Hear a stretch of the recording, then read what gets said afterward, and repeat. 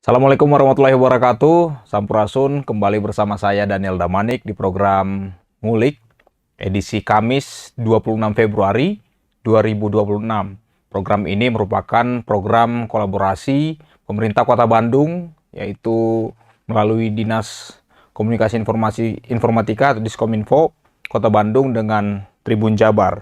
Dan di hari ini, di Ramadan hari ke-8 ini, kita akan membahas tentang implementasi dan konsekuensi Undang-Undang Pelindungan Data Pribadi bagi penyelenggara sistem elektronik di lingkungan pemerintah daerah. Dan nanti topik ini akan dibahas oleh Bapak Dr. Rudi Lumanto yang nanti akan memperkenalkan diri secara lengkapnya saat Pak Rudi nanti akan sebelum memaparkan topik yang akan kita bahas. Dan telah hadir juga Bapak anggota Komisi 3 DPRD Kota Bandung, yaitu Bapak Aan Andi Purnama yang nanti akan memberikan sambutannya. Nah, baik Bapak Ibu, terkait dengan pelindungan data, akhir-akhir ini mungkin 10 tahun terakhir ini kita sudah sangat sering untuk mengisi data-data melalui eh, sambungan internet, misalkan menggunakan Google Form untuk mendaftar eh, sesuatu di instansi tertentu, dan baik itu data-data yang diminta untuk kebutuhan-kebutuhan dari perbankan. Nah, baik sebelum kita masuk kepada topik pembahasan yang akan dibawakan oleh Bapak Rudi, kami undang kepada Bapak Aan Andi Purnama untuk memberikan sambutannya. Kami persilakan Pak Aan untuk Oke, sambutannya. baik. Mohon maaf, ini saya hari ini jadwal bentrok. Nah, Baik, Pak. ya, jadi eh, apa namanya itu? Pertama saya ucapin terima kasih. Acara ini saya kira sangat baik dilaksanakan oleh Diskominfo. Eh, Pertama dari konteks besar, Undang-Undang PDP ini atau Undang-Undang Nomor 27 Tahun 2022 tentang Perlindungan Data Pribadi ini tentu ini sangat penting. Undang-undang ini bukan sekedar aturan eh, IT, tetapi aturan ini adalah sebagai perlindungan hak warga negara, kewajiban hukum pemerintah, dan tentu adalah ukuran kepercayaan publik terhadap negara. Pemerintah daerah ini termasuk Kota Bandung sedang masuk di era digital. Jadi hampir semua layanan ini sekarang berbasis data. Jadi kalau dulu berbasis manual, sekarang berbasis data. Nah, pertanyaannya tentu bukan lagi apakah digitalisasi atau tidak, tapi pertanyaannya hari ini adalah apakah data warga ini sudah aman atau belum. Ini menjadi poin diskusi ya hari ini. Kemudian kenapa Undang-Undang PDP ini penting bagi pemerintah daerah? Nah, ini karena pemerintah daerah ini mengelola data warga yang paling banyak di antara yang lain. Sehingga Pemda setiap hari mengelola data masyarakat. KTP, KK, kemudian bantuan-bantuan sosial, data pendidikan, perizinan usaha dan bangunan, dan lain-lain. Artinya hari ini Pemda adalah pengendali data pribadi terbesar di tingkat lokal maupun nasional.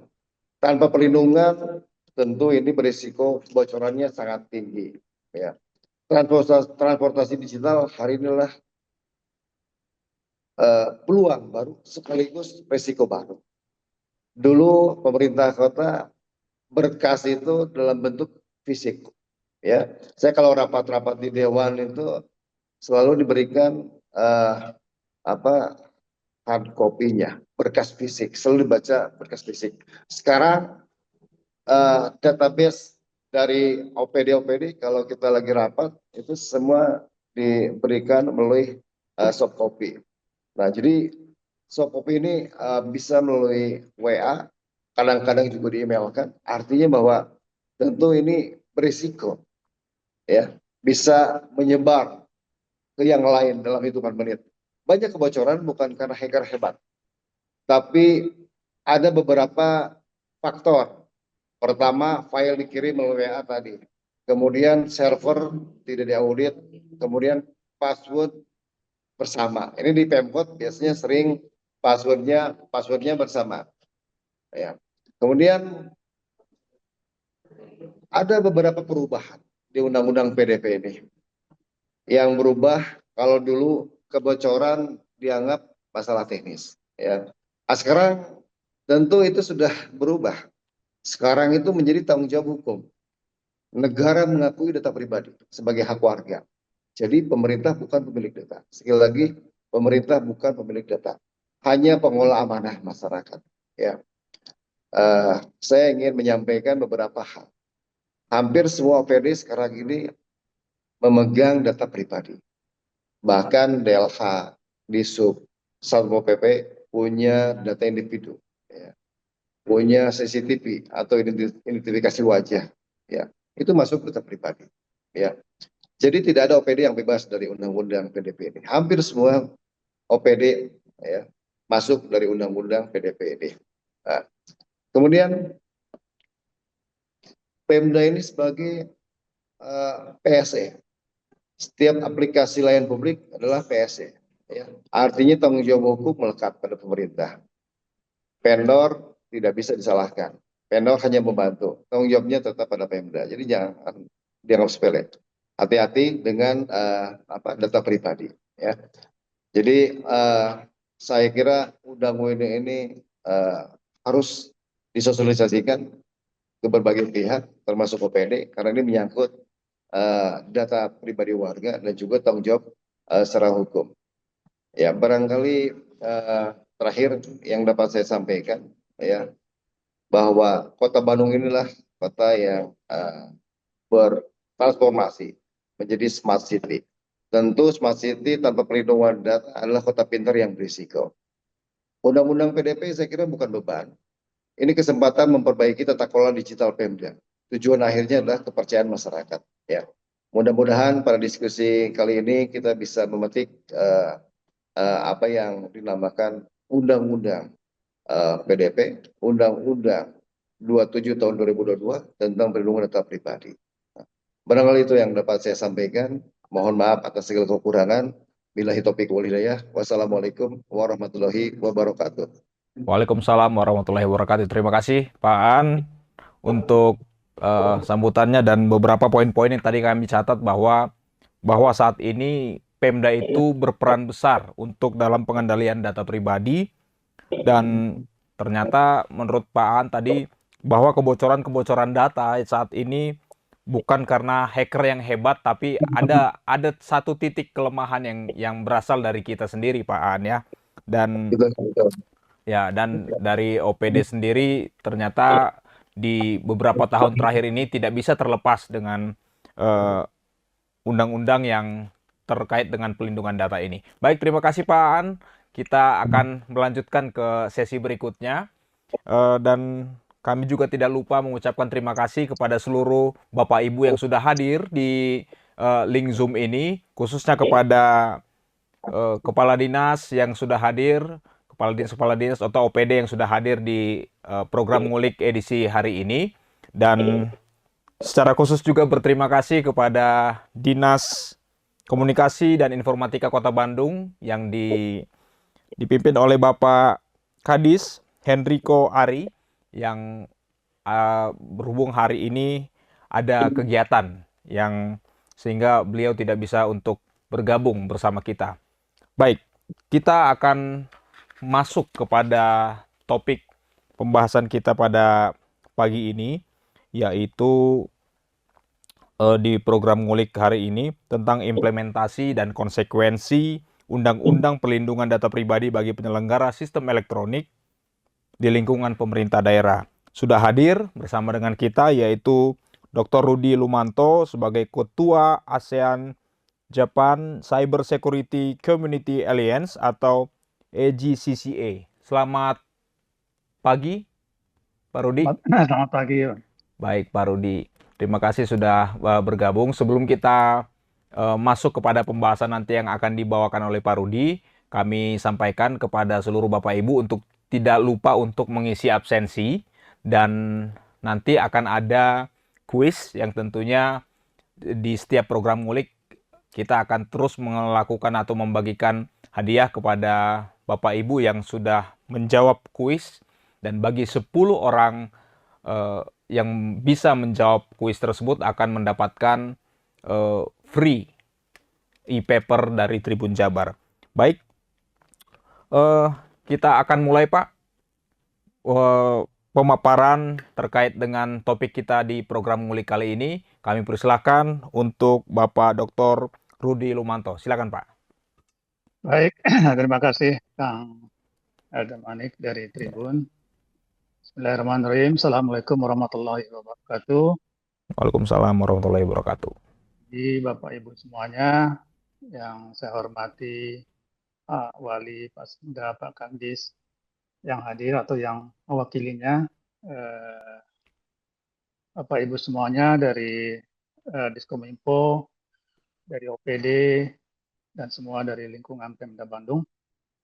Terima kasih sudah diberi kesempatan untuk sama-sama ikut di program ngulik ya. Alhamdulillah saya akan mulai dengan menampilkan slide yang mudah-mudahan kelihatan di Bapak Ibu semuanya.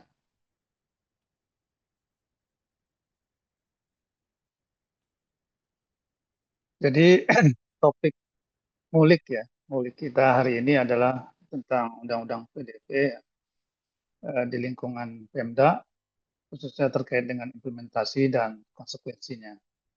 Kalau Bapak Ibu perhatikan, di sini disebut dengan PDP ya, perlindungan data pribadi. Jadi dari istilah ini saja sebenarnya kita sudah melihat adanya perubahan zaman. Ya. Jadi kalau dulu yang kita jadikan objek untuk perlindungan itu adalah pribadi ya, karena pribadi yang kalau kena bahaya harus dilindungi. Tapi sekarang bukan hanya pribadi, tapi pada datanya juga. Artinya data menjadi hal yang penting dan bahkan bisa membahayakan pribadi itu sendiri. Sehingga kemudian di seluruh dunia, ya bukan hanya di Indonesia, mulai terjadi tren perlindungan data pribadi. Dan alhamdulillah kita juga memiliki Undang-Undang Perlindungan Data Pribadi ini keluar di tahun 2022. Bapak Ibu sekalian, ini agenda kita hari ini ya, mudah-mudahan bisa cukup waktunya dan bisa juga tanya jawab nanti. Jadi mungkin saya memperkenalkan terlebih dahulu tadi Kang Elda sudah meminta saya juga untuk memperkenalkan diri. Jadi saya ini tentang saya ya. Jadi saya adalah warga negara asli Indonesia, juga orang Bandung sebenarnya. Saya SMA di Bandung, tinggal di Arca Manik, cuman karena bekerja di Jakarta, tinggalnya sekarang di Depok. Orang tua masih di Arca Manik. Dan warga Facebook, juga warga LinkedIn ya. Ini di era digital umum ya, menjadi warga salah satu sosial media. Kemudian menyenangi baca buku, ya, nonton film, nyupir dan travel. Dan sebenarnya nggak senang terlalu banyak bicara ya, ini mungkin karena karakter juga sedang di cyber security. Jadi saya lulusan SMA di Bandung, kemudian mendapat beasiswa Pak Habibie, sehingga kemudian bekerja di BPPT ya, Badan Pengkajian dan Penerapan Teknologi, sekarang sudah ganti menjadi BRIN. Kemudian setelah dari BPPT, saya ke Kominfo, menjadi staf khusus Pak Menteri Kominfo waktu itu. Ya, kemudian setelah zaman Pak Tifatul, kemudian juga di zaman Pak Rudiantara, kemudian saya juga menjadi ketua ID Sirti di zaman Pak Rudiantara. ID Sirti ini lembaga keamanan internet Indonesia yang pertama yang dari pemerintah ya. Jadi singkatannya adalah Indonesia Security Incident Response Team on Internet Infrastructure. Nah, tahun 2017 atau 2018 ada undang-undang baru atau perintah baru dari Presiden untuk dibentuknya lembaga keamanan siber namanya BSSN. Kemudian ID Security ini dengan Direktur Keamanan Informasi dari Kominfo dilebur dengan lembaga sandi negara menjadi BSSN. Lalu saya pindah ke BSSN. Kemudian saya juga menjadi pengajar di UI sampai sekarang sejak tahun 2010. Jadi dosen di Pasca Sarjana Fakultas Teknik ya di Departemen Elektro. Kemudian juga karena memahami banyak peranan komunitas yang penting dalam menjaga keamanan cyber, saya juga bantu ya beberapa komunitas cyber seperti IDMC, Indonesian Network Security Association ini dengan anak-anak alumni Telkom University. Kemudian sekarang juga menjadi ketua CISERT.id. Ini juga lembaga independen non pemerintah untuk keamanan siber. Lalu terakhir saya aktif di AGCCA, ini aliansi ASEAN Jepang komunitas cyber ya, ASEAN dan Jepang. Nah ini tentang saya, jadi salah satunya adalah saya menjadi ketua CISERT.id. Jadi ini CISERT.id Bapak Ibu bisa lihat di websitenya ya, CISERT.id. Kita memberikan banyak layanan, juga bantuan dan menjadi narasumber juga untuk beberapa instansi pemerintah. Salah satu yang kita berikan layanannya adalah cek data karena banyaknya kejadian kebocoran data. Jadi misalnya data kita ikut di salah satu e-marketing misalnya, terus bocoran data, maka kemungkinan email kita udah kemana-mana. Nah kita bisa cek di sini, tinggal cek data, masukkan email Bapak Ibu di sini, nanti akan ketahuan email Bapak Ibu sudah menyebar kemana saja. Nah, oleh karena itu, maka kemudian kita harus segera mengganti password ya. Ini untuk meningkatkan kesadaran internet. Nah ini sekilas terkait dengan saya dan di mana saya aktif sekarang. Kita lanjut ke yang kedua, Bapak Ibu, terkait dengan urgensinya. Tadi Pak Aan ya, sudah menjelaskan betapa pentingnya undang-undang PDP sekarang ini, di era sekarang ini. Tapi saya ingin memberikan 2 poin di sini ya. Kenapa kita harus peduli ya. Ini ada buku tulisan dari Alex Pentland ya. Jadi dengan adanya transformasi digital di seluruh dunia, bukan hanya di Indonesia, bahkan Indonesia terikut ya dengan transformasi digital itu, membuat semua strata sosial masyarakat menjadi tergantung kepada data. Jadi bahkan sekarang dari mulai tukang ojek pun ya, sampai dengan eksekutif sebuah perusahaan, sampai dengan pimpinan negara tergantung kepada data. Kita bayangkan tukang ojek sekarang bermain data terus ya dengan aplikasi di handphonenya. Nah, di perkotaan, tren kota menjadi kota pintar itu di mana-mana. Termasuk Bandung sudah mendeklarasikan sebagai salah satu kota pintar ya, smart city. Dan smart city itu artinya semua perangkat, semua lingkungan sudah disupport oleh digital teknologi. Artinya lagi sudah tersambung dengan internet. Artinya lagi dari seluruh dunia bisa melihat. Artinya lagi maka risiko semua hackers untuk melihat pun menjadi meningkat. Sehingga smart city itu juga menjadi mengundang timbulnya smart risk. Kenapa?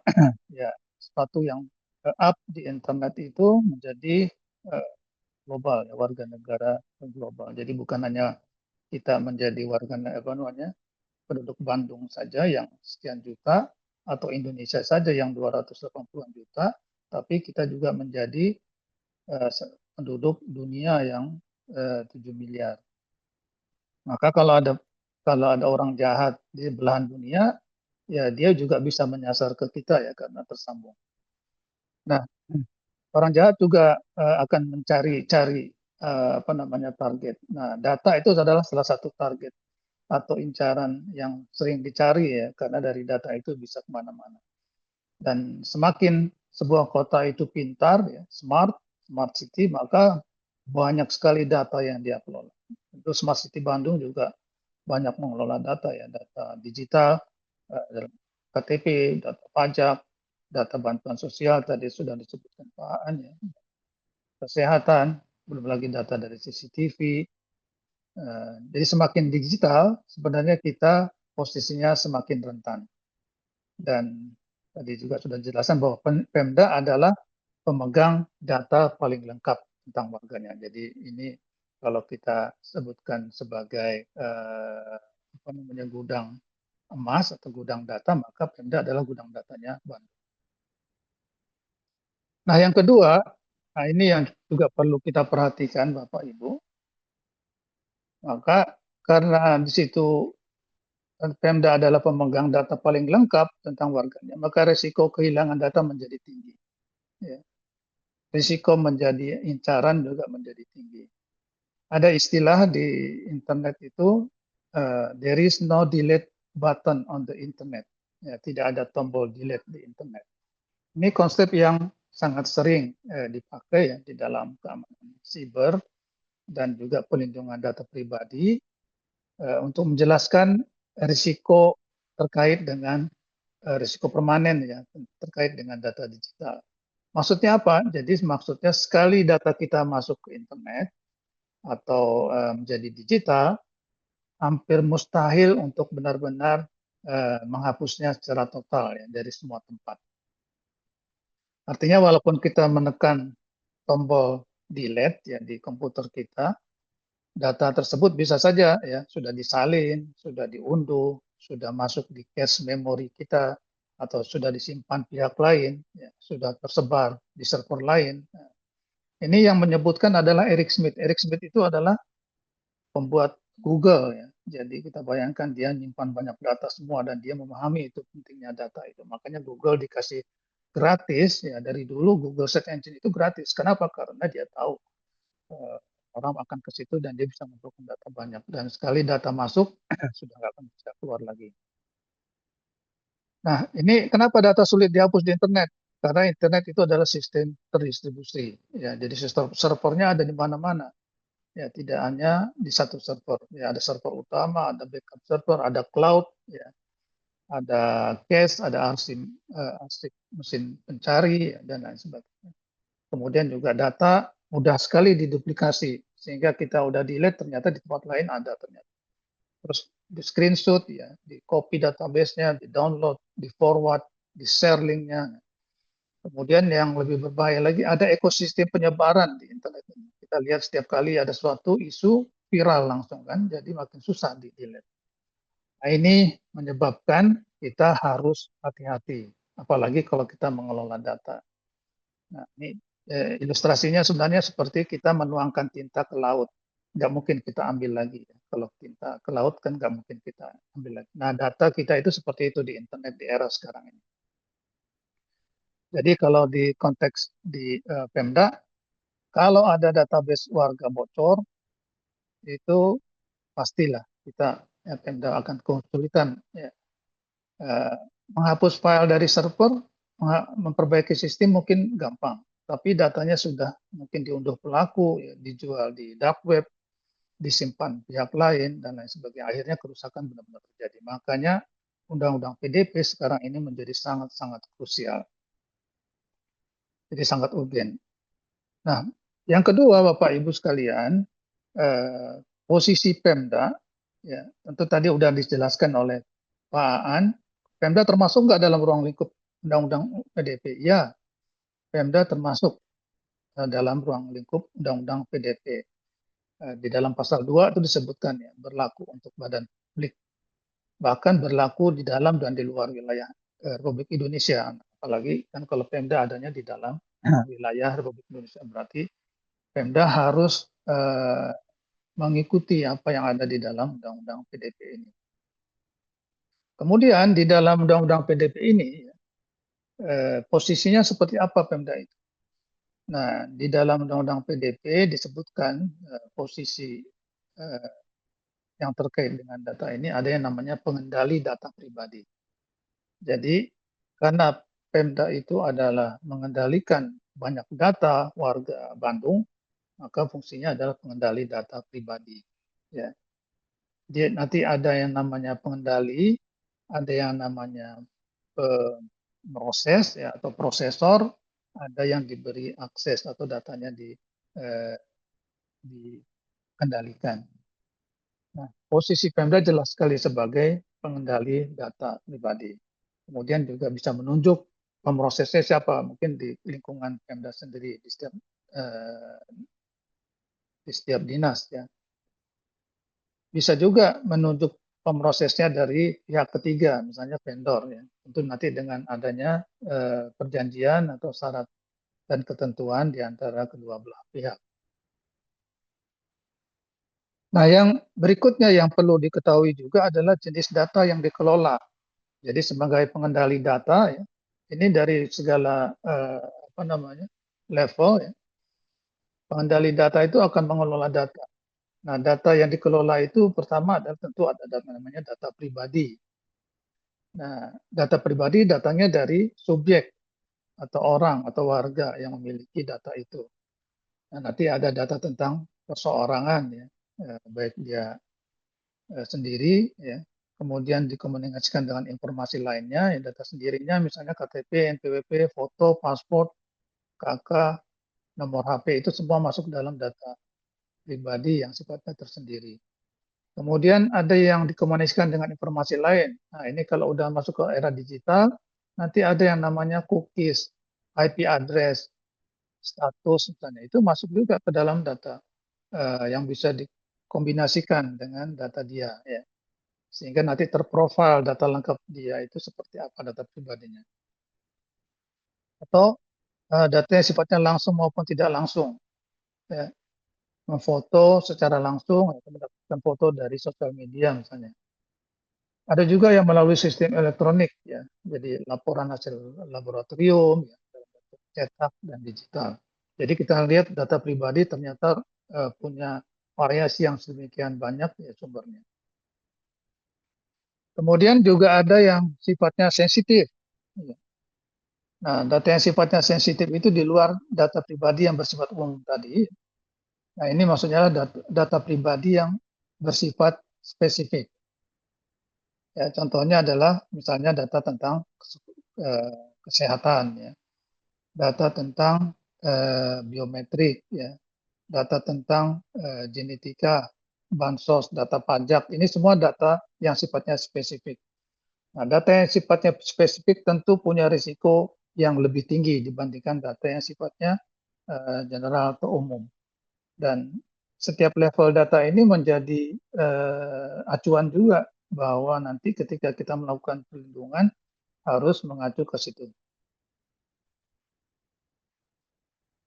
Nah, yang keempat, Bapak Ibu sekalian, karena kita sudah memahami bahwa penting sekali Undang-Undang PDP ini ya, dalam rangka perlindungan data dan kita sudah memahami ada dua jenis data pribadi yang perlu kita lindungi.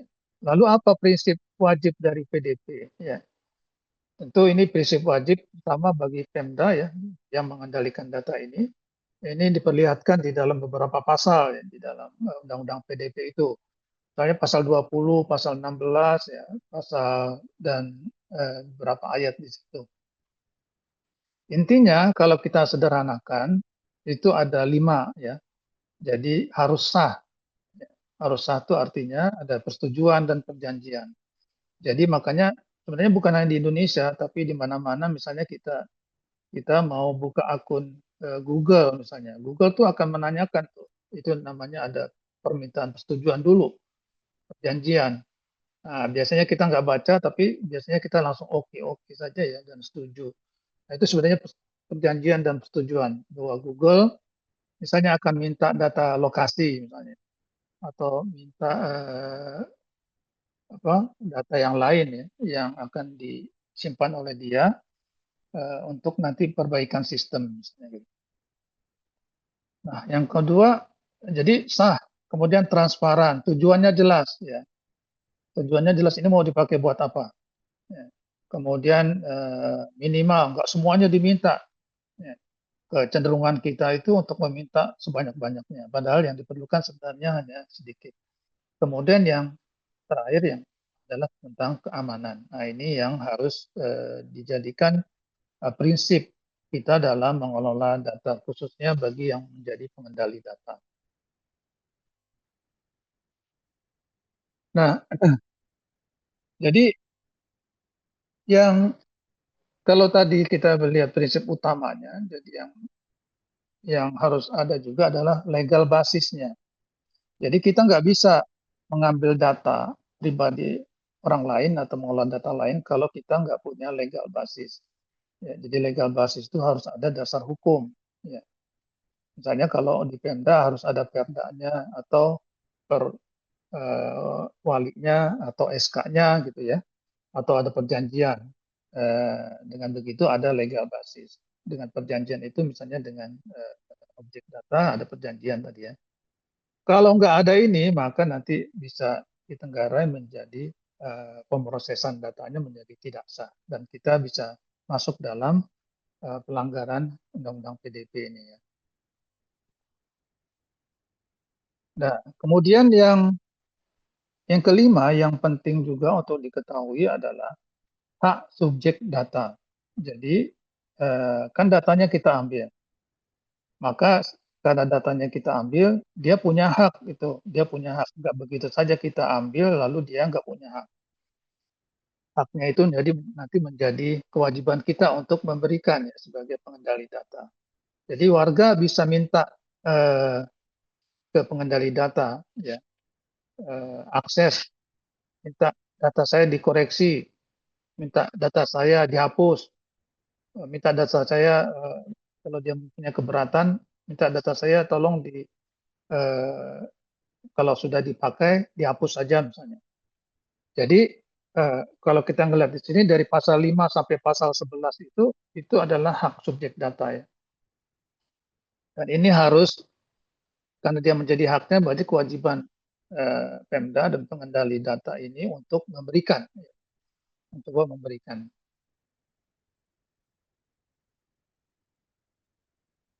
Nah, ini contohnya lagi di pasal 12 ya, berhak menggugat dan menerima ganti rugi atas pelanggaran pemrosesan data pribadi.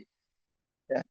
Jadi ketika kita memproses juga kita harus mengikuti SOP-nya sesuai dengan Undang-Undang PDP ini ya.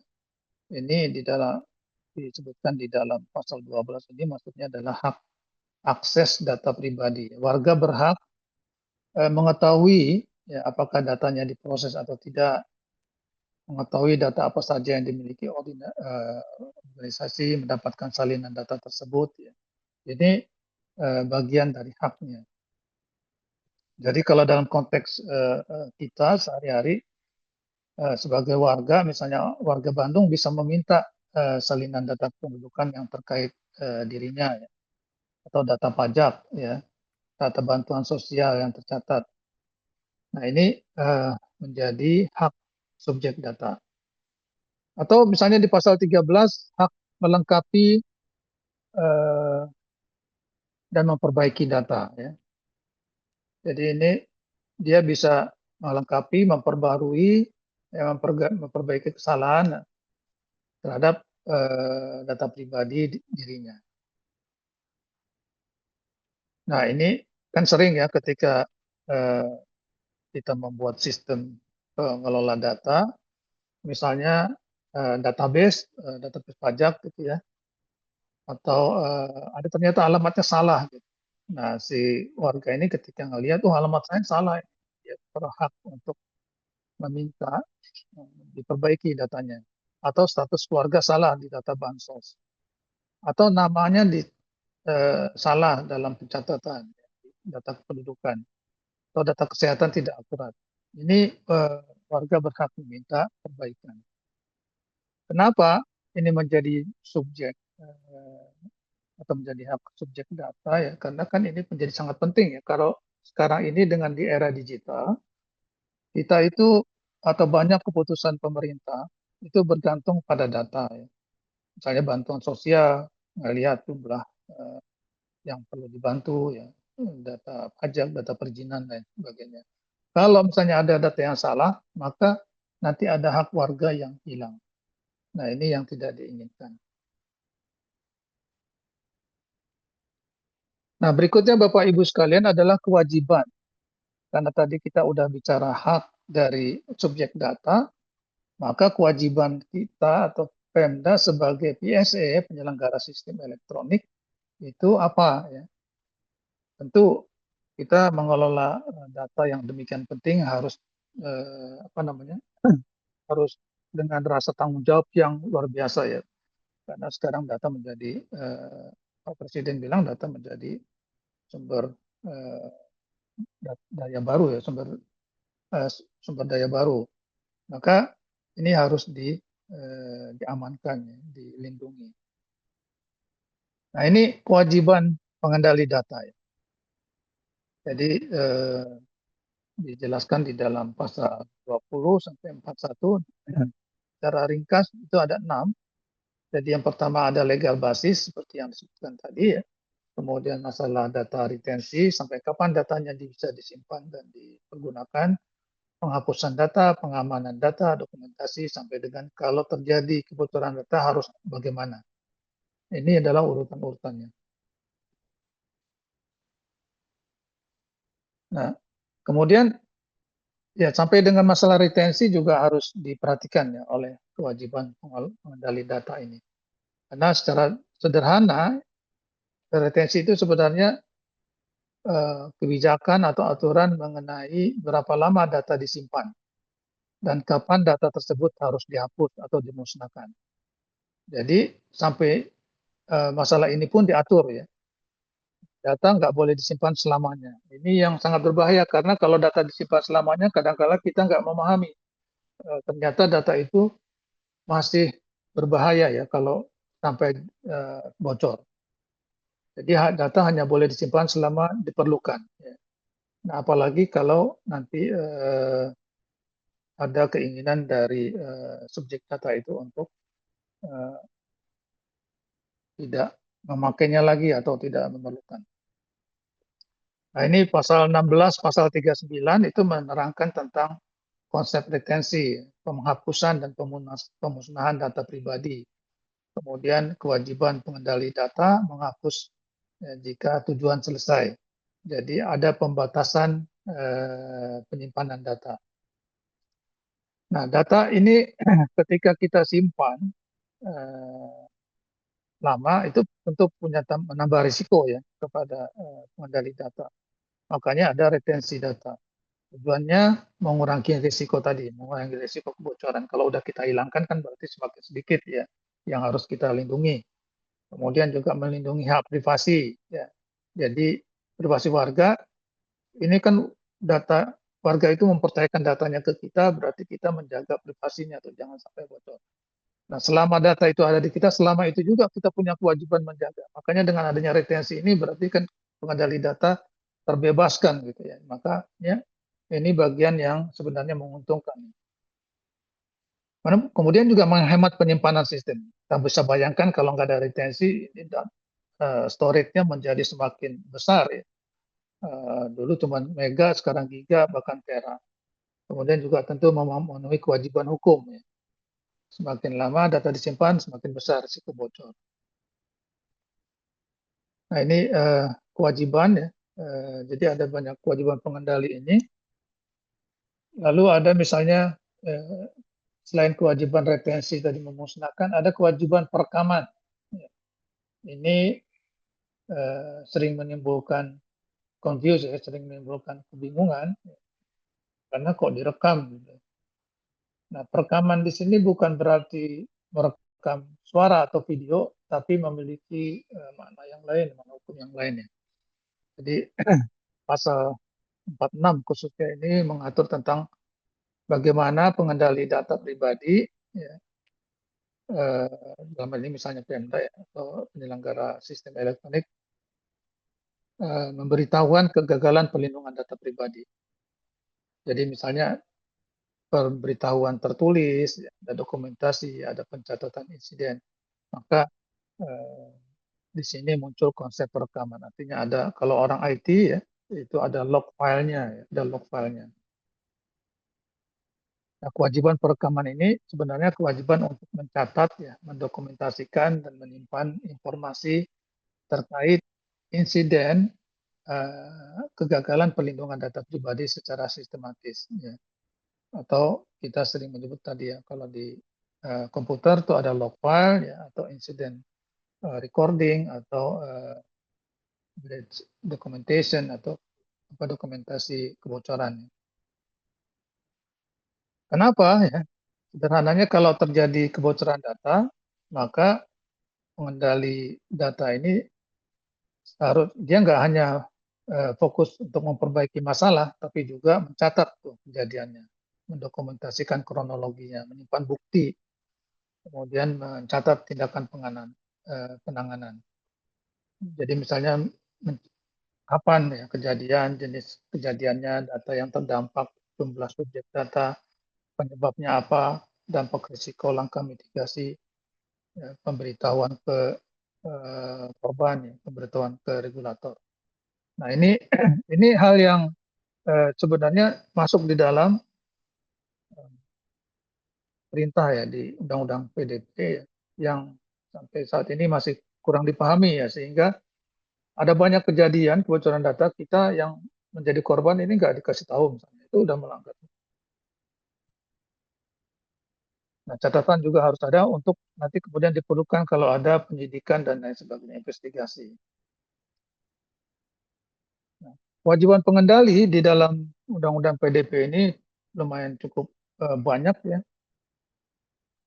Jadi, tapi kewajiban ini sebenarnya menerangkan kepada kita bagaimana undang-undang ini menekankan kepada masalah pencegahan, ya, pencegahan. Jadi jangan sampai terjadi. Tapi tetap ya, kalau terjadi bagaimana juga dilakukan. Nah ini masuk ke dalam masalah pengamanan. Makanya di bagian pengamanan ini ya, itu ada khusus terkait dengan kalau terjadi kebocoran. Ya. Makanya di dalam pasal 46 itu kewajiban saat terjadi kegagalan perlindungan data pribadi. Ini bahkan ditentukan sampai waktunya ya, 3 kali 24 jam harus melakukan apa yang diperintahkan oleh undang-undang. Nah, jadi di pasal 35 sampai 39 itu pengendali atau Pemda wajib melindungi dan memastikan keamanan data pribadi ya. Jadi wajib melindungi itu artinya kewajiban keamanan berlaku ya, saat mengambil, sebelum, selama, dan setelah insiden. Ya. Nah, kewajiban ini lepas ketika terjadi retensi atau sudah datanya sudah dihapus dan tidak menjadi bagian yang dikendalikan data. Tapi selama datanya itu ada, maka dia sebelum terjadi insiden itu menjadi kewajiban dia mengamankan. Jika pas terjadi insiden atau kejadian, itu kewajiban dia untuk mengamankan gimana caranya. Kemudian setelah insiden juga demikian. Nah, pengendali wajib ya, melakukan pengamanan itu ya baik operasional dari pemrosesan atau pencurian, termasuk tindakan mitigasi ya, saat terjadi insiden. Nah, kalau itu semua sudah dilakukan, kemudian terjadi juga kita udah mau melakukan banyak ya, mengeluarkan anggaran untuk beli antivirus segala macam, tapi terjadi juga kegagalan, tetap itu menjadi tanggung jawab kita ya. Kita nggak bisa lepas diri, tanggung jawab pengendali data. Ya. Maka pengendali wajib memberitahukan, mendokumentasikan, menjelaskan dampak dan penanganan. Nah ini implisit semuanya ini dalam tindakan pengamanan. Jadi ini semua masuk dalam masalah pengamanan data. Jadi langkah teknis dan baik secara organisasi ya untuk menghentikan kebocoran harus segera dilakukan. Ini mudah-mudahan di Bandung sudah ada Bandung tim tanggap insiden respon ya, jadi sudah memahami kalau terjadinya insiden, maka harus segera dilakukan, misalnya melakukan deteksi, identifikasi, melakukan isolasi ya, kebocoran, kemudian memitigasi dampaknya, melakukan perlindungan dan sebagainya, kemudian melakukan dokumentasi dan evaluasi dan melaporkan. Contoh gampangnya misalnya tiba-tiba server yang mengelola data pajak diretas, maka kewajiban pengamanannya ya matikan server misalnya, kemudian isolasi database-nya, kemudian kita melihat catatan aksesnya, kemudian kita coba lihat juga backup datanya aman atau enggak, kemudian kita memperbaiki login akunnya, ya, mana yang dicurigai masuk dari mana, kemudian masalah teknis-teknisnya seperti patching system ya, mengaudit log dan memberikan notifikasi. Wah, sedang terjadi bocoran di server server pajak di tempat kami misalnya. Nah, ini salah satu dari apa yang diperintahkan di pasal 46 ini. Ini kenapa harus dilakukan? Karena punya resiko sendiri ya. Kalau kita tidak melakukan seperti ini, maka konsekuensinya nanti kebocoran semakin luas ya. Bisa jadi nanti data sudah diperjualbelikan, bisa jadi nanti ada gugatan hukum dari yang datanya diperjualbelikan, kerusakan reputasi, ya, jadi bahkan sampai dengan kerugian negara. Nah, ini tindakan-tindakan setelah saat dan setelah kejadian. Jadi kita bisa ibaratkan misalnya gedung kantor kebakaran ya, gedung kantor kebakaran ya, tindakan wajib kita kan pasti memadamkan api, ya, kemudian menyelamatkan orang yang ada di dalam, menyelamatkan dokumen, ya, dan juga melapor. Jadi bukan hanya melapor saja, tapi semua tindakan itu harus kita lakukan. Nah, ini sama dengan data juga demikian.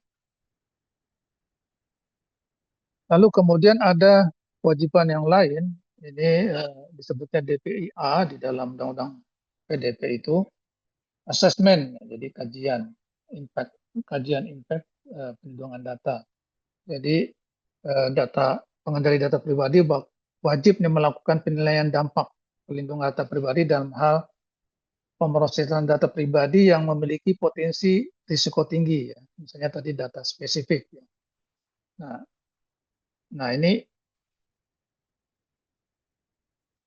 misalnya potensi risiko tinggi ini, jadi misalnya pengambilan keputusan secara otomatis yang memiliki akibat hukum ya nantinya ya, atau dampak signifikan. Pemrosesan atas data pribadi yang bersifat spesifik. Nah, ini semua adalah contoh untuk yang DPIA ini, yang perlu diakses. Kenapa? Kita ambil satu contoh ya, untuk yang pengambilan keputusan secara otomatis misalnya. Jadi dengan sekarang, apalagi adanya AI, semakin canggih, otomasi segala macam, itu keputusan bisa dibuat oleh sistem komputer atau AI tanpa campur tangan kita ya, manusia. Ya. Jadi istilah globalnya automated decision making. Ini bahkan di GDPR, di Undang-Undang Perlindungan Data Pribadi di Eropa juga ditaruh ya, menjadi bagian penting. Nah, jadi ada 3 unsur nih. Yang pertama, otomatis menggunakan algoritma, machine learning, AI, rule engine otomasi misalnya. Dan yang kedua, maksudnya adalah nggak ada intervensi manusia yang signifikan. Jadi semuanya dilakukan ya, secara otomatis. Nah, ini dampaknya, ini bisa besar ya terhadap warga ya, bisa berupa hak hukum, keuangan, status sosial, pelayanan publik. Akibat hukum misalnya bisa jadi nanti keputusannya merubah status hukum seseorang, atau memberikan atau menolak hak seseorang, atau tiba-tiba menetapkan kewajiban. Misalnya nih, karena otomatis orang yang tadinya harusnya berhak mendapat bantuan sosial tiba-tiba menjadi ditolak bantuan sosial, atau ditolak izin usaha, atau dikenakan denda otomatis, atau tiba-tiba namanya masuk daftar hitam pajak. Nah, ini hal-hal yang harus ada verifikasi dan intervensi dari manusia. Jadi ilustrasi lebih gampang lagi, misalnya kita sedang membuat sistem penentuan penerima bantuan sosial misalnya. Lalu kita bikin buat sistem ya, atau Pemda buat sistem, inputnya nanti ada pendapatan, ada kepemilikan rumah, ada tagihan listrik, ada data kendaraan, ada lokasi rumah. Dari situ semua nanti dibuat algoritma, keluarnya nanti adalah layak atau tidak layak mendapatkan bantuan tanpa verifikasi manual. Lalu tiba-tiba ada warga miskin yang sebenarnya dia layak menerima bantuan, nggak menerima bantuan karena data listriknya salah. Seolah-olah data listriknya itu menjadi besar.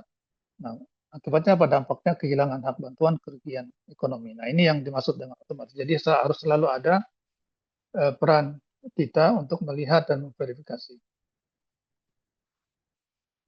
Lalu ada konsekuensi, Bapak Ibu sekalian, sebagai pengendali data ya, pribadi ini.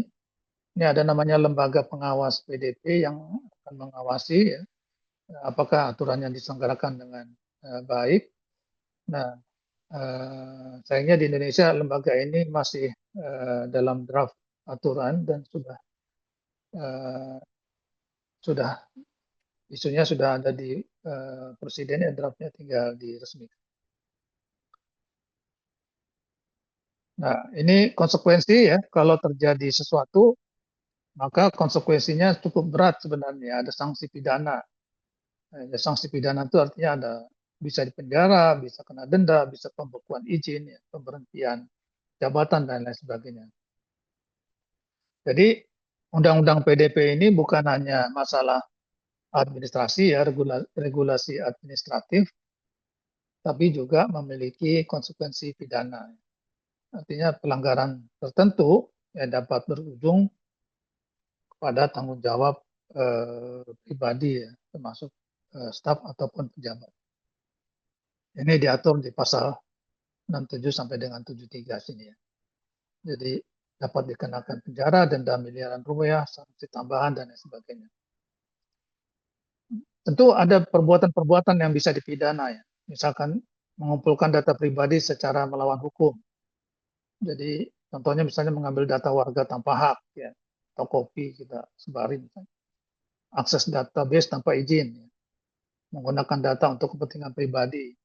Wah, ini ada data misalnya tanah atau apa yang murah, kita sebarkan ke yang lain. Nah, ini mengumpulkan data tidak dengan haknya ya, menggunakan data untuk kepentingan pribadi. Ini bisa ada sanksi penjara, ada bisa sanksi denda. Ya. Lebih parah lagi mengungkapkan atau membocorkan data tanpa ya, menjual database misalnya, atau dia membocorkan, ya, memberikan kredensial kepada hacker, hackersnya bisa masuk. Jadi kebocorannya sebenarnya dari informasi dari dalam. Atau menggunakan data orang lain secara melawan hukum. Nah, ini contoh-contoh konsekuensi. Konsekuensi ini nanti bisa ke pribadi yang melanggar itu atau pengendali data pribadinya, atau juga nanti kepada organisasinya. Maka organisasinya bisa dikenakan sanksi, misalnya dibekukan ya, satu kegiatan dibukukan atau satu sistem ditutup ya, atau izinnya dicabut dan lain sebagainya. Nah, ini contoh Bapak Ibu sekalian ya, studi kasus. Jadi kan ada pelindungan data itu bukan hanya di Indonesia, saya akan kasih contoh misalnya yang udah benar-benar terjadi itu di internasional.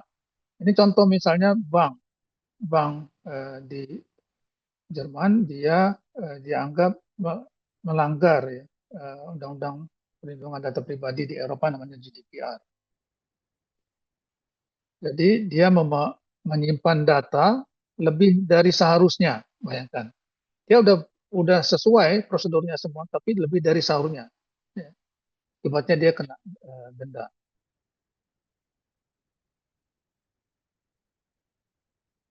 Nah, ini jadi dianggap dia gagal menghapus data ya nasabah.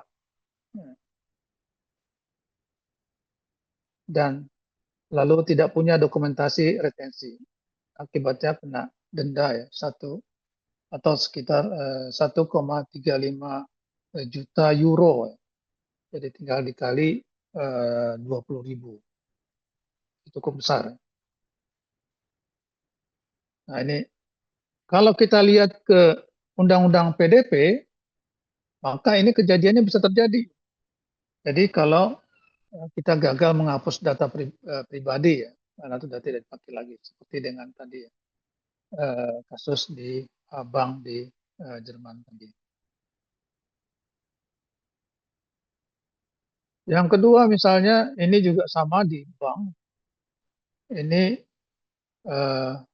juga dianggap bank ini tidak bisa memenuhi hak terhadap akses data pribadi. Jadi nasabahnya nggak setiap kali mau mengakses data pribadinya di bank itu dipersulit ya. Lalu kemudian dikenakan juga denda. Nah ini kalau kita ngelihat ke Undang-Undang Data Pribadi, maka ini masuk nih di dalam kegagalan memberikan akses ya, data pribadi menurut Undang-Undang PDP. Jadi ini bisa mendapatkan dia akses itu, ya, salinan dan sebagainya punya, itu adalah haknya dia. Nah, kemudian juga di Swedia ada kasus juga namanya Klarna Bank. Jadi Klarna Bank ini kasusnya adalah tidak adanya legal basis. Jadi dia nggak memberikan informasi yang cukup di webnya tentang tujuan dan dasar hukum pemrosesan data pribadi. Nah, lalu diperiksa oleh otoritas, kemudian didenda sebesar 720.000 euro. Jadi ini kalau kita lihat ke Undang-Undang PDP ini juga diatur. Jadi Undang-Undang PDP itu termasuk yang komprehensif ya pada prinsip-prinsip utama sudah dimasukkan di dalam Undang-Undang PDP. Nah kasus lokal itu bisa kita lihat di contoh seperti ini ya Bapak Ibu sekalian. Misalnya kebocoran data iktp dan data dukcapil. Ini kan berarti ada akses tidak sah, ya. Nah, hackers, ada insider dan lain sebagainya. Ini bisa termasuk di dalam pelanggaran Undang-Undang PDP. Kemudian kebocoran data bansos, ya. Atau ada ransomware pada pemerintah daerah, ya, server disandera, atau penyalahgunaan data oleh insider, oknum. Nah ini kasus-kasus yang menurut saya mungkin terjadi atau udah terjadi, cuma kita nggak tahu ya. Karena tidak diberitakan. Ini adalah kasus yang mungkin terjadi. Jadi misalnya kan sekarang ini banyak orang baru tahu kasus terjadi ketika diberitahukan oleh hacker. Ya. Seringkali kebocoran data ya, misalnya ada jual beli data NIK, KK, atau data kependudukan yang diduga berasal dari misalnya sistem dukcapil atau sistem integrasi di daerah, ternyata bocor.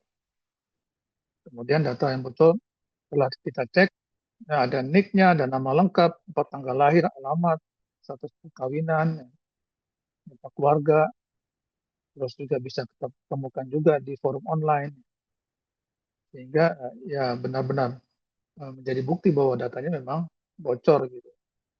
Dan ini sebenarnya bisa dilihat akar masalahnya apakah memang karena sistemnya ya yang mengelola datanya nggak terkontrol dengan ketat ya, atau tidak ada pembatasan akses ya, atau tidak dipantau, tidak ada auditnya. Ya. Nah ini nanti bisa menjadi pelanggaran prinsip Undang-Undang PDP, yaitu pada prinsip keamanan ya, dan kerahasiaan, prinsip pembatasan, ya, tujuan, prinsip akuntabilitas, dan lain sebagainya. Nah, ini contoh-contoh kasus yang mungkin bisa terjadi nanti di Pemda atau yang harus kita waspadai ya, dalam kita mengelola data. Nah, yang terakhir Bapak Ibu, karena kita ini di era digital, dan kita mengelola data di era digital itu tentu memiliki tantangan dan ancaman yang luar biasa, dan tantangan dan ancamannya itu terus berkembang ya. Dan sehingga kita harus update juga.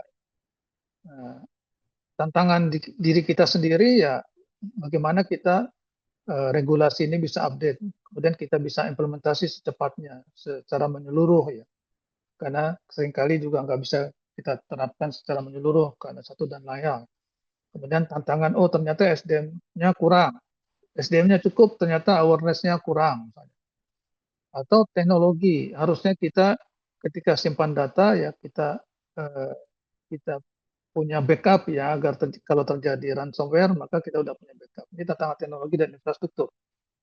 Tantangan tata kelola dan vendor misalnya. Seringkali kita meminta membuat sistem pengelolaan data itu ke vendor.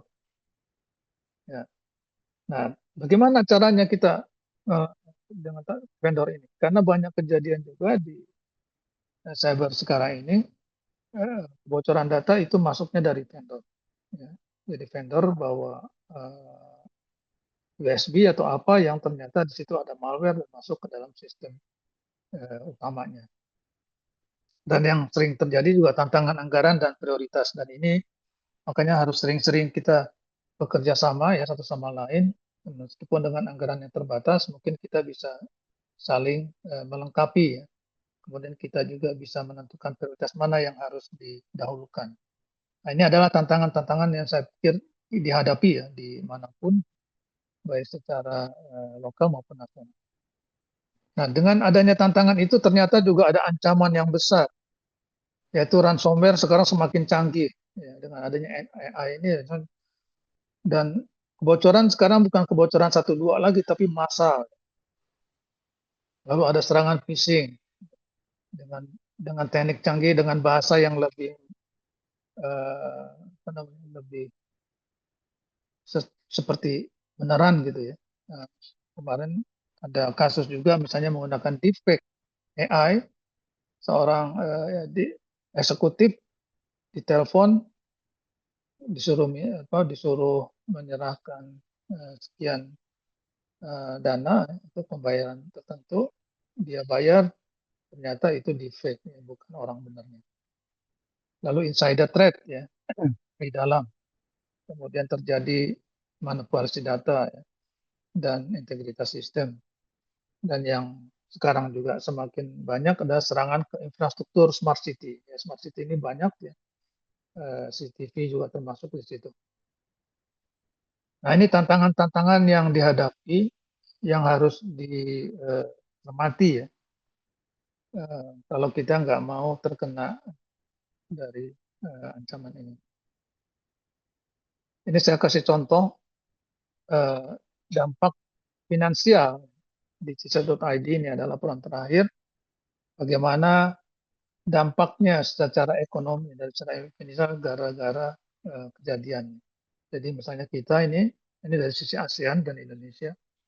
Misalnya Indonesia ini sudah mengalami kerugian dari kebocoran data itu sekitar 29,7 miliar US dollar. Ya.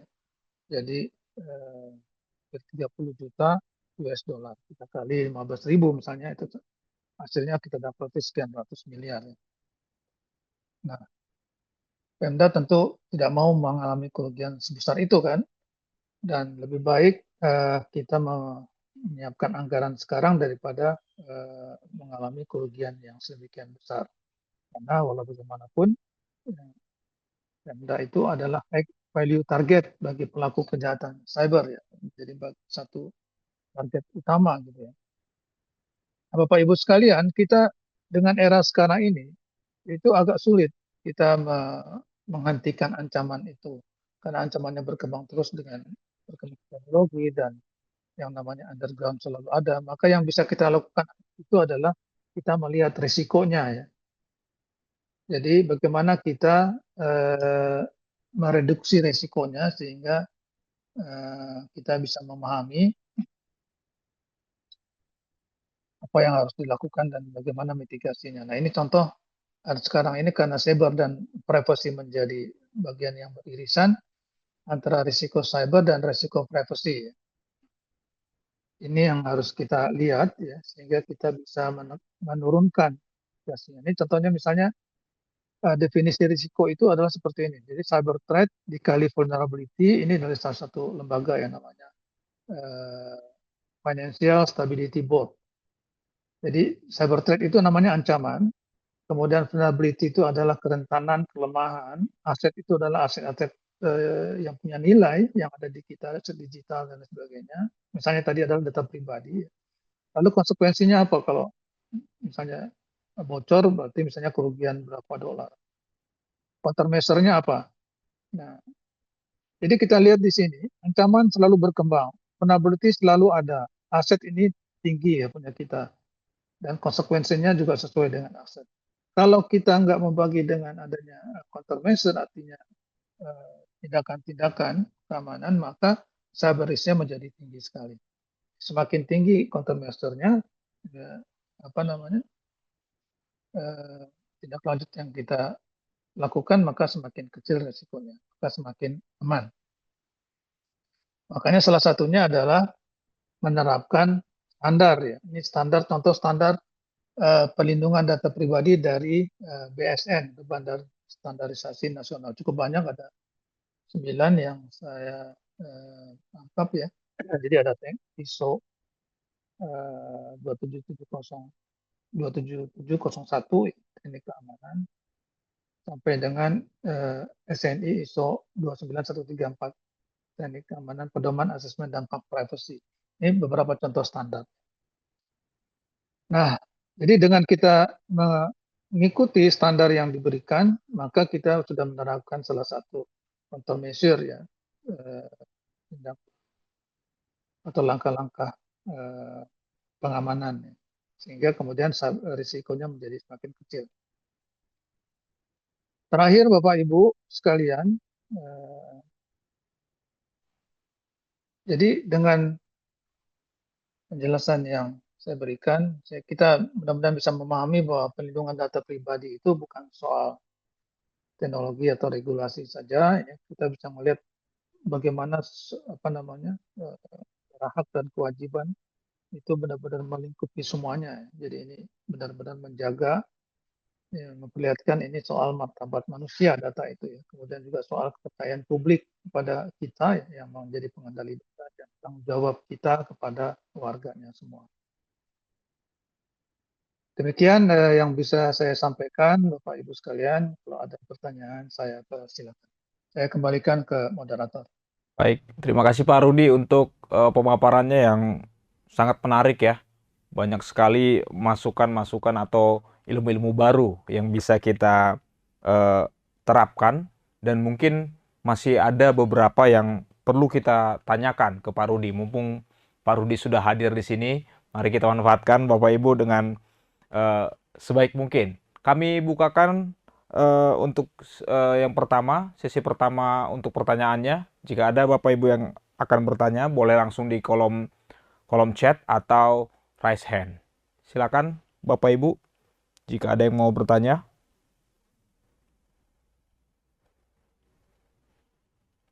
Oh, nanti materinya saya share insya Allah. Baik Pak. Ya, jadi dari awal sudah ada nih Pak yang meminta materinya ya. Ya, baik. Izin bertanya. Ya. Oke, Ya. silakan Ya. Pak. Izin bertanya Pak Rudi, saya Firman dari Diskominfo. Ya, terkait ini Pak, apakah sudah ada badan untuk pengolah data kalau nggak salah Pak ya? Supervisi ya, lembaga pengawas. Ya, di ini kalau setahu saya kan belum ada ya Pak ya. Nah, terus yang kedua ini Pak, terkait kalau nggak salah tuh ada DPO Pak di instansi. Nah, fungsi DPO itu sebagai apa? Nah, yang ketiga Pak, satu lagi Pak.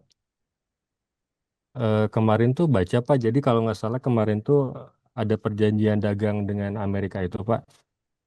Nah, salah satu klausulnya kalau nggak salah tuh transfer data pribadi ke Amerika. Nah, ini menurut Bapak kira-kira gimana Pak terkait UPDP dan konsekuensinya gitu Pak? Karena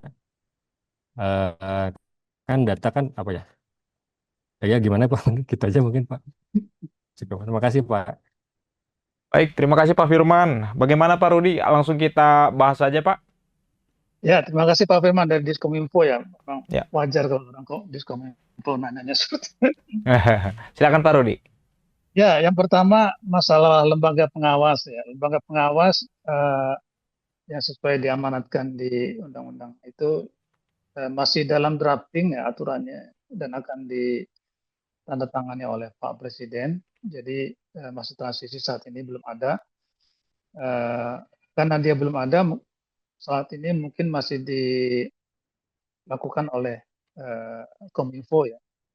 Meskipun nantinya ini akan mengarah kepada lembaga independen ya, dan memiliki kewenangan yang nasional. Modelnya nanti mirip dengan Singapura atau Eropa. Nah, jadi nanti kalau sudah ada lembaga itu, berarti nanti Pemda harus siap-siap tuh, siap diaudit ya, kepatuhan, pengawasan juga semakin ketat. Itu yang untuk yang sama. Mudah-mudahan sih Kepresnya segera keluar ya dari Pak Presiden. Kemudian data protection officer ya instansi ini kan juga ada di undang-undang PDP ya. Jadi kan pengendalinya itu misalnya Pak Kadis atau Diskominfo nanti atau dalam keadaan tertentu dia bisa menunjuk ya pejabat yang bertanggung jawab memastikan lingkungan itu mematuhi atau melakukan apa yang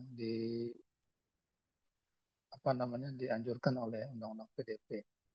Jadi bukan DPO itu nanti fungsinya bukan hanya kaitan dengan IT, teknis, ya, tapi juga governance dan compliance. Jadi misalnya compliance advisor dia memberi nasihat, memastikan memberi nasihat kalau aturan hukumnya begini-begini misalnya, atau memastikan SOP-nya sudah ada sesuai dengan regulasi. Ya, misalnya tadi ya melihat manajemen risikonya gimana, identifikasi risiko terkait datanya seperti apa, kemudian tadi kajian DPIA-nya seperti apa. Nah ini semua adalah fungsi DPO, termasuk nanti monitoring, ya, kemudian koordinator kalau terjadi insiden, kemudian menjadi penyambung, penghubung dengan regulator, juga bagaimana penyelenggaraan awareness dan training. Nah, itu fungsi dari DPO. Terus idealnya sendiri seperti apa di Pemda? Ya? Idealnya memang DPO itu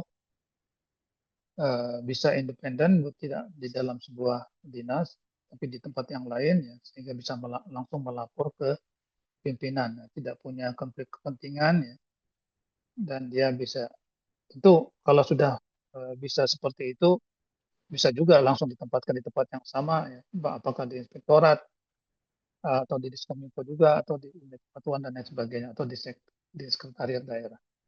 Nah ini untuk DPO. Yang sering terjadi itu DPO seolah-olah hanya admin IT, gitu. Padahal bukan hanya admin IT, tapi DPO itu fungsi strategis ya. Terus, nah ini yang terakhir, ini pertanyaan susah sekali nih. Kalau kemarin ada profesor dari UI sudah memberikan statement yang cukup galak ya terkait dengan perjanjian dagang negara kita dengan Amerika Serikat. Tentu ini punya latar belakang ya, kenapa sampai ditandatangani ya, Pak Presiden dengan menteri-menteri semuanya mungkin punya latar belakang ya, dan ini faktornya banyak sekali pasti ya. Dan di Eropa juga ada perjanjian yang seperti itu, kemudian diikuti dengan regulasi baru ya, khusus untuk menangani masalah aliran data ya. Jadi di Amerika Serikat kan meminta ada aliran data, jadi free flow of data with trust. Jadi dianggap kalau kita memang percaya ke Amerika ya nggak masalah dong gitu. Data boleh mengalir lintas negara, kemudian nggak ada pembatasan lokalisasi data, kemudian akses perusahaan global ke data. Ini memang keinginan Amerika seperti itu. Dan ini kan berdampak ya, berdampak tentu sangat berdampak nih dengan kita tadi melihat bahasan undang-undang PDP aja kita kan bisa lihat wah data kita bisa data yang ada di pengendali data bisa mengalir juga ke sana. Makanya ini menjadi tekanan dengan adanya undang-undang perjanjian dagang ini, tekanan terhadap kedaulatan data kita sendiri, data kita menjadi tidak berdaulat ya.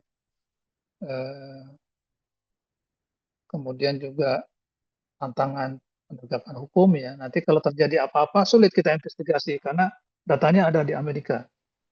Sulit dilakukan penegakan hukum.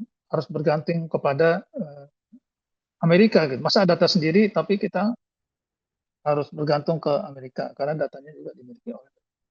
Nah, yang lain risiko akses juga oleh negara asing, bukan hanya Amerika gitu ya, tapi negara lain yang juga sekutunya Amerika jangan-jangan bisa mengakses juga. Padahal Amerika juga nggak boleh mengakses mengakses data itu. Sekarang Amerika punya akses ya, memungkinkan untuk akses data-data yang kita miliki baik terkait dengan teknologi dan lain sebagainya. Nanti jadi kedaulatan datanya juga berimbas macam-macam ya, national security ya, terkait dengan teknologi. Nah ini dampak buat pemerintah daerah, khususnya kalau di Pemda menggunakan cloud dan cloud-nya cloud asing. Nah ini juga harus menjadi perhatian. Atau pakai platform global ya, pakai software lisensi internasional. Nah ini akan semakin tidak bisa dikontrol. Kalau udah nggak bisa kita kontrol langsung, maka kan risiko transfernya menjadi cepat, ya menjadi makin tinggi. Nah oleh karena itu memang dengan adanya perjanjian dagang itu memang mumpung ya di Pemda ini bisa mengelola langsung, mengendalikan langsung secara penuh. Menurut saya ini sisi positif, jadi Pemda bisa melakukan banyak hal ya, untuk menjaga data yang dikelolanya menjadi berdaulat, ya, terutama di Bandung.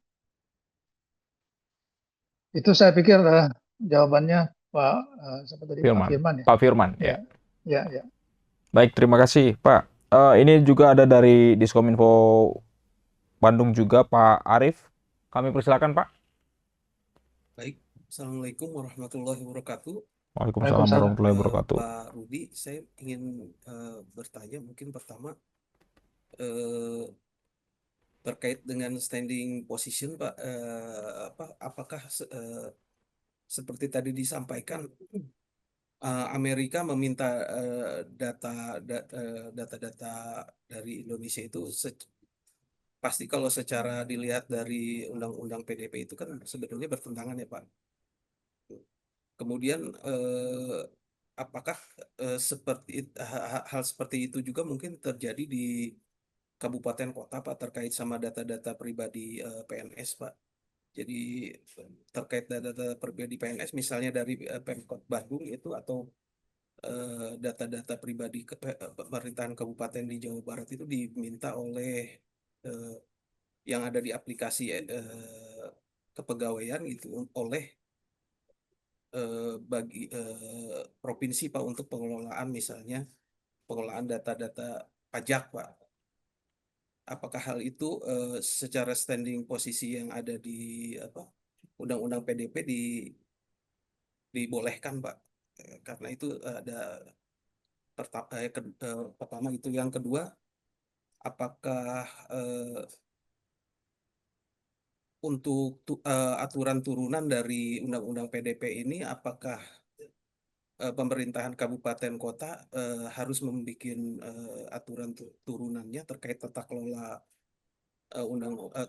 tata kelola data pribadi, Pak, sehingga ketika ada dinas ada instansi pusat gitu yang meminta data tapi menurut kami agak bertentangan dengan undang PDP, kita bisa menolak menggunakan aturan atau ya peraturan wali kota misalnya atau perda terkait undang-undang pemerintahan daerah. Mungkin itu dulu, Pak. Terima kasih. Assalamualaikum warahmatullahi wabarakatuh. Baik. Terima kasih, Pak Arief. Silakan, Pak Rudi, untuk ditanggapi. Ya, terima kasih Pak Arif. Ini pertanyaannya global semua.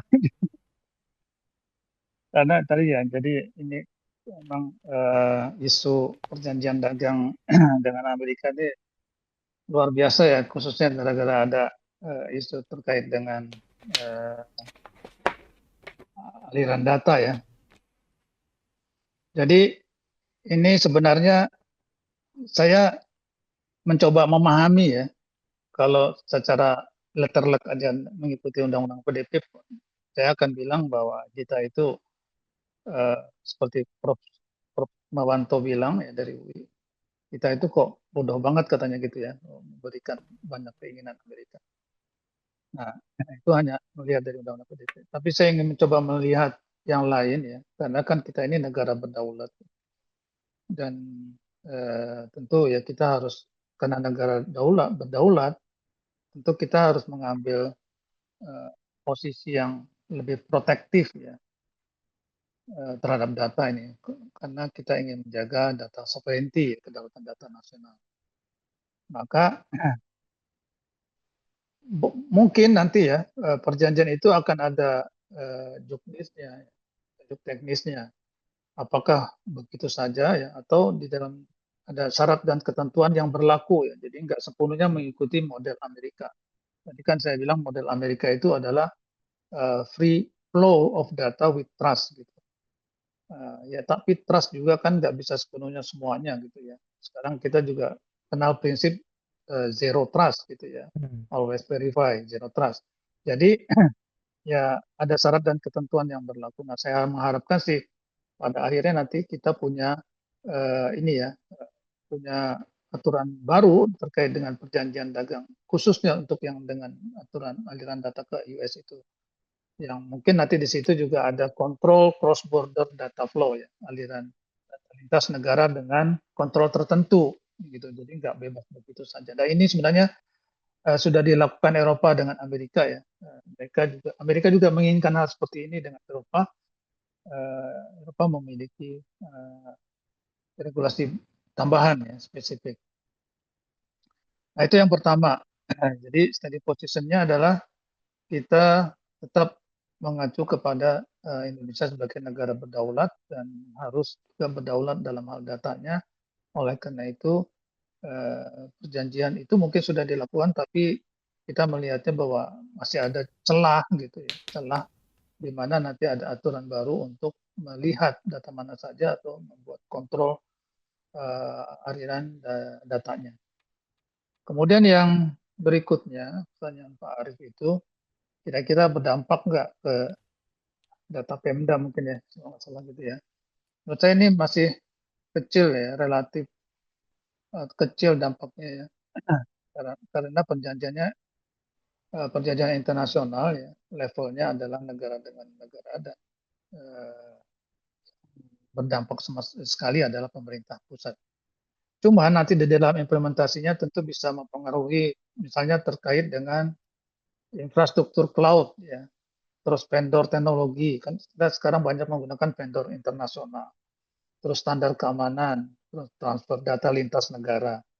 Nah, oleh karena itu ini menjadi menurut saya trigger juga untuk Diskominfo Bandung, untuk Bandung untuk memikirkan nih bagaimana caranya untuk mulai menggunakan infrastruktur. Kalau misalnya masih pakai cloud, cloudnya cloud yang nasional atau cloud lokal ya. Vendor teknologi juga vendor teknologi lokal, ya. Ikuti standar keamanan SNI ya. Sehingga ini bisa kita makin perkecil dampaknya. Lalu tadi itu terkait dengan ini ya, pengurangan dampak. Kemudian yang ketiga terkait dengan tadi apa ya? Oh, aturan Turunan tata turunan kelola, Pak, ya. ya, aturan turunan yang Undang-Undang PDP untuk Pemda. Ini sangat perlu ya, sangat perlu karena kan masing-masing Pemda memiliki karakteristik masing-masing yang mungkin nggak sama dengan yang lainnya. Secara umum nasional ada Undang-Undang PDP, secara spesifik mungkin perlu nanti di dalam lingkup Pemda ada undang-undang sendiri. Kenapa Pemda butuh aturan turunan ya? Kan masing-masing juga beda ya, ada dinasnya mungkin juga beda ya, sistemnya beda, terus vendor yang digunakan beda. eh, dengan adanya aturan turunan ini, maka interpretasi nanti menjadi sama karena menggunakan aturan sama di Perda itu. Dan ini juga menjadi mudah untuk diaudit ya dengan adanya aturan. Kalau nggak ada aturan-aturan, nanti auditnya nggak ada acuan. Kalau untuk Pemda ini pakai acuan nasional kan belum tentu pas, maka itu tadi perlu. Maka nanti aturan turunannya itu bisa dalam bentuk peraturan kepala daerah ya, atau Perda, ya, Perda PDP misalnya. Ini nanti mengatur tata kelola data pribadi. Jadi yang melengkapi apa yang udah diterangkan di Undang-Undang PDP, mungkin spesifik Pemda apa gitu. Nah, nanti diatur kembali di peraturan kepala daerah ini. Termasuk misalnya pertukaran data antar dinas, ya. Kemudian retensi data atau masalah keamanan, atau itu tadi peraturannya, kemudian dibuat SOP-nya, ya, SOP internal. Misalnya penggunaan vendor jangan pakai vendor dari luar misalnya. Terus gimana pengaksesan data ya, siapa saja yang berhak.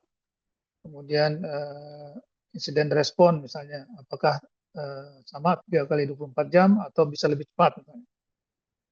Kemudian aturan yang lain ini yang paling penting, kebijakan klasifikasi data. Ya, kalau di Undang-Undang PDP kan secara umum ya data pribadi, data spesifik, mungkin nanti bisa diklasifikasikan di Diskominfo tata kelola ya. Data umum, data sensitif, data rahasia, data yang sangat rahasia misalnya. Ini kalau ngikutin klasifikasi data itu ada macam-macam, ada yang kayak militer ya yang lebih ini ya lebih rigid atau yang umum ya. Lalu buat juga aturan pertukaran data antar instansi, ini aturan turunan ya. Jadi antara kota dengan provinsi menurut aturan kami Pak seperti ini gitu. Atau Pemda dengan pusat, Pemda dengan BUMD, Pemda dengan vendor ya. Nah, ini kan semua bagian dari data governance. Jadi nanti Pemda dengan adanya tata kelola ini, dia bukan hanya sebagai administratif, ya pengelola administratif, pengelola dokumen administratif, tapi juga pengelola aset strategis wilayah. Nah, saya pikir seperti itu ya Pak Arief. Baik, terima kasih. Itu tadi jawaban dari Pak Rudi terkait dengan apa pertanyaan yang disampaikan oleh Pak Arief dari Diskominfo ya. Bapak Ibu, apakah masih ada yang mau bertanya sebelum kita akhiri pada program ngulik edisi hari ini?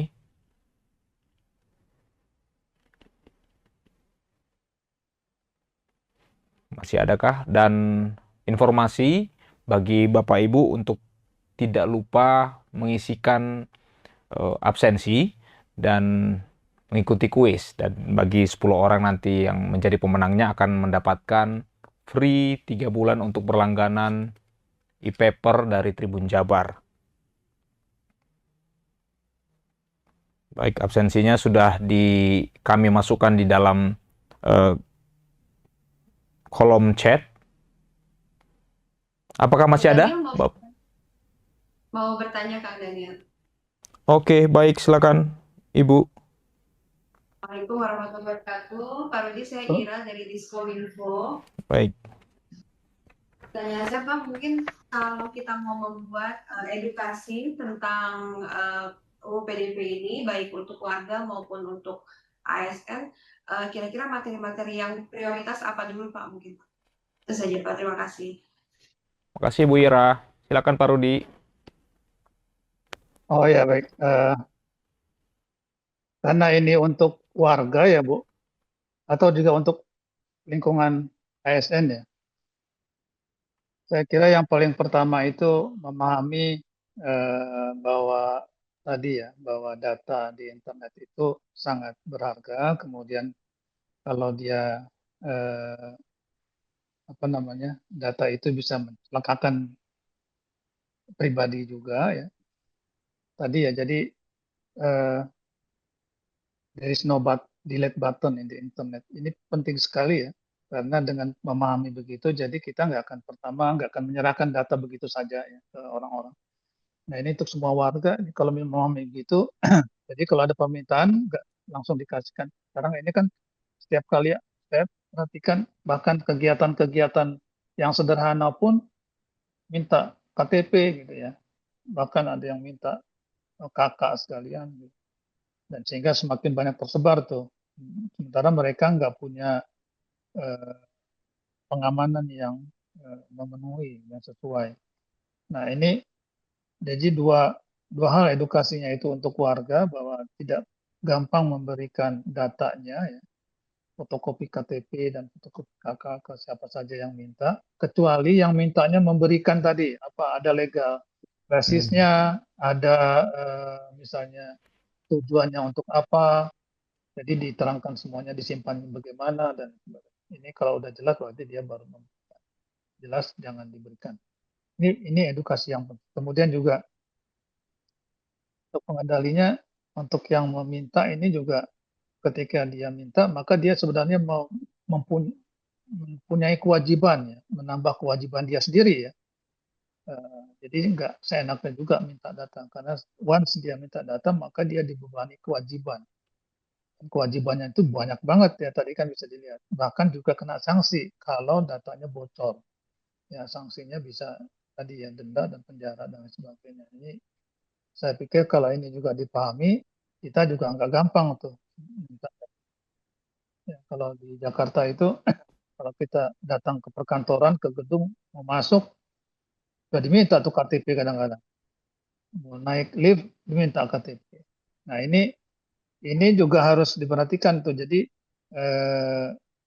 apa namanya, tidak gampang meminta seperti itu dan tidak gampang juga memberikan. Kalau kita yang minta maka kita punya kewajiban yang banyak ya, itu ada konsekuensi dan sanksinya.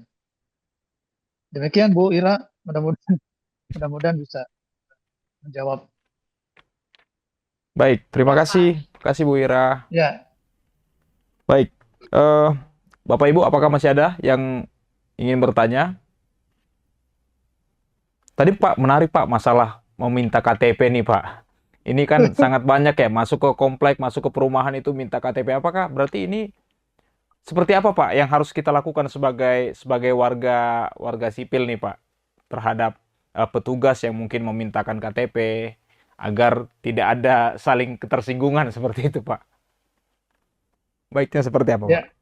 ya itu kan sebenarnya contoh ya, contoh KTP kan masuk dalam data pribadi ya. Ya. Nah, jadi itu harus kita jaga. Artinya dari kita sendiri ketika kita diminta KTP, kita sudah punya awareness bahwa oh ini data pribadi saya, jadi nggak seharus segampang itu kita berikan. Kecuali tadi, jadi kecuali pemintanya itu memberikan keterangan, oh kita mau masuk komplek ini untuk menjaga keamanan, itu kan ada keterangan tuh, konsen. Jadi kalau untuk ada hal-hal yang reason di belakang itu dan masih bisa keterima masih oke. Terus juga dia punya kewajiban menjaga KTP kita jangan sampai di copy dan segala macam, itu kan kewajiban dia. Artinya kalau kita memiliki wawasan kesadaran seperti itu dan dia yang meminta juga kesadaran seperti itu masih oke untuk dilakukan, nggak masalah. Oke, baik. Terima kasih Pak untuk penjelasannya ya, karena ini yang sangat sehari-hari bisa bersinggungan dengan kita ya Pak ya. Iya. Oke, baik. Sebelum kita akhiri, kami berikan kesempatan lagi buat Bapak Ibu jika ada ingin bertanya atau menyampaikan suatu pendapat terkait dengan materi yang disampaikan oleh Bapak Rudi tadi.